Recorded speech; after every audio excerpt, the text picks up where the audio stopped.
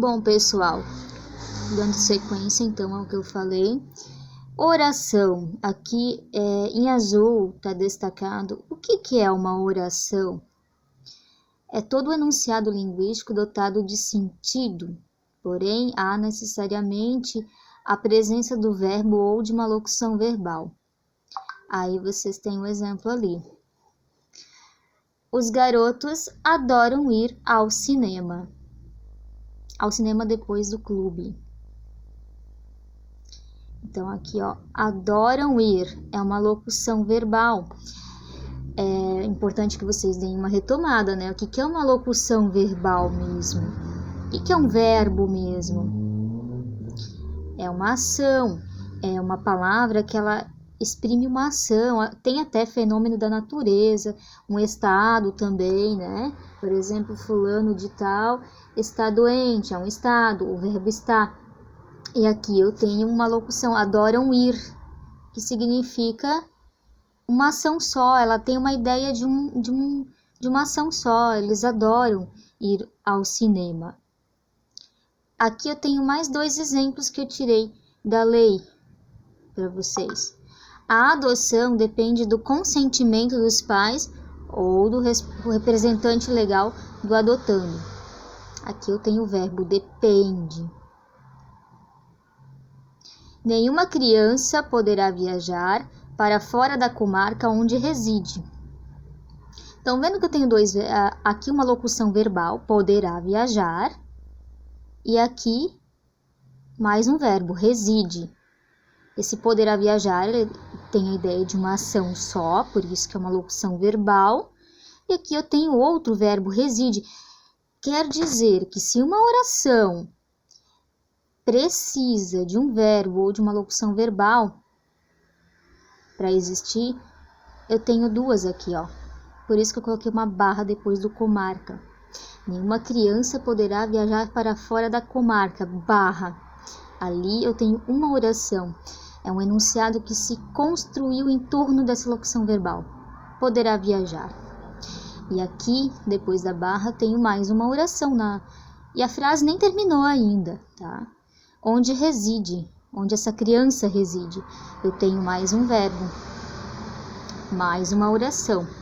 Então, aqui vocês podem notar que o sentido, o último enunciado, ele está com sentido incompleto. Tem uma vírgula, eu não terminei, não coloquei ele todo, coloquei só duas orações desse enunciado, tá?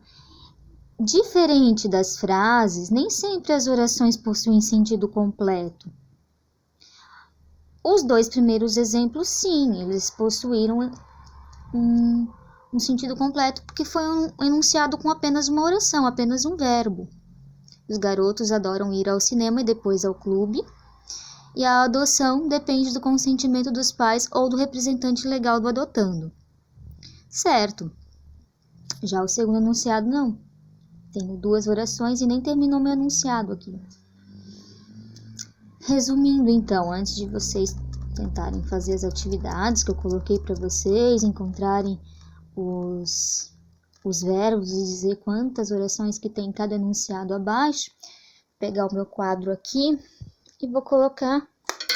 Vocês podem colocar no caderno de vocês para não esquecer, porque é um pouquinho difícil no começo.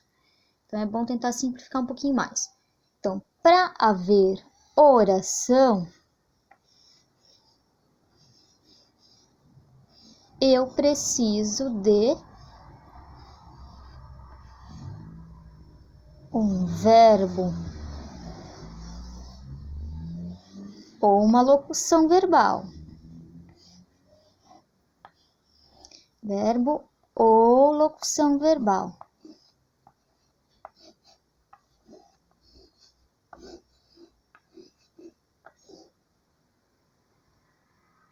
Muito bem. Temos a oração, o verbo ou a locução verbal, né, que faz parte. Mas a gente tem também um sujeito que pratica essa ação verbal.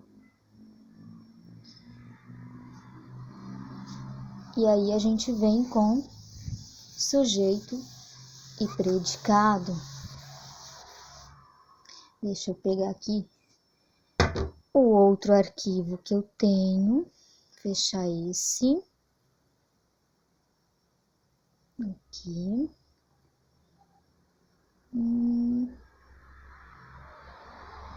Maria da Graça. Aqui. Sujeito e predicado. Deixa eu aumentar aqui um pouquinho mais. Pronto. Sujeito. Agora que a gente já, depois de vocês exercitarem ali as orações, encontrarem quantas orações que tem em cada enunciado completo, vocês vão então entrar com sujeito. É o termo da oração que funciona como suporte de uma afirmação feita pelo predicado. E o predicado é o termo da oração que, a partir de um verbo, projeta alguma afirmação sobre o sujeito. Tá, professora, mas eu não entendi. Vamos aos exemplos, porque só na teoria é um pouquinho difícil. Depois eu simplifico ali no quadrinho. Vamos lá. A pequena criança contou-se a novidade com a alegria no olhar. E aí a gente se pergunta, esse enunciado ali, tá falando de quem? Da pequena criança. Foi ela que praticou a ação de contar a novidade com alegria no olhar.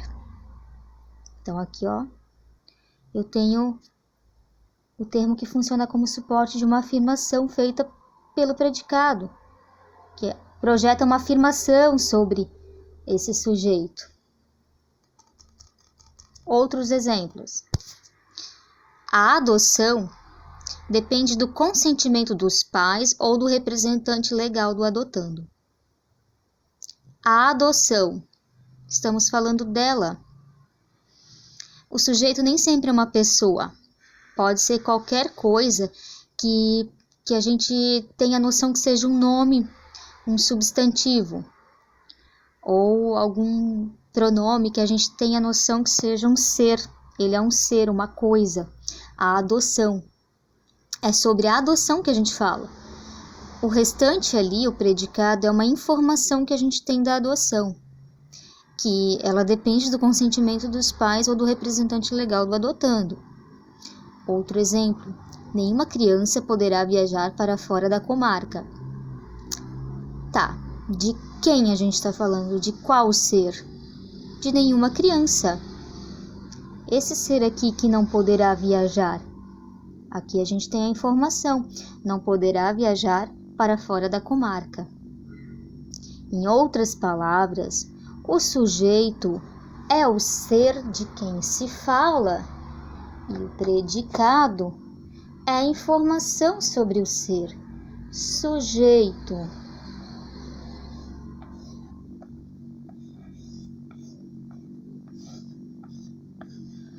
Quando a gente fala de ser, a gente lembra sempre de um substantivo, né?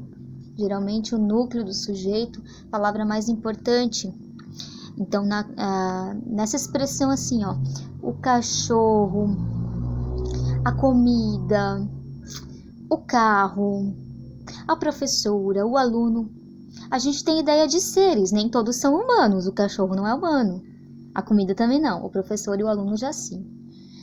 Se a gente começar a construir as frases, o cachorro latiu a noite inteira, né? Então a gente tem o ser ali, a informação que a gente tem é que ele latiu a noite inteira. A comida estava muito saborosa, a comida é o ser, a informação que a gente tem é que ela estava muito saborosa. O professor explicou a atividade, o professor é o ser. A informação que a gente tem é que ele explicou a atividade. O aluno fez as atividades. O aluno é o ser. A informação que a gente tem é que ele fez as atividades. Então, aqui o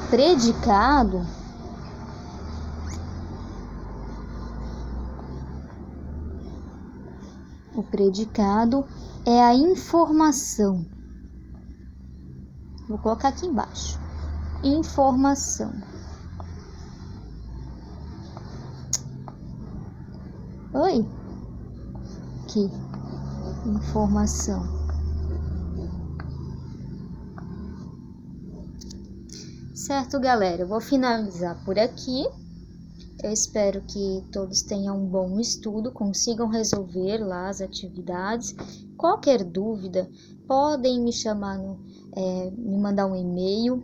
Se precisar mesmo, eu mando um WhatsApp para vocês, explicando melhor. Tá bom? Então, abraço, tchau!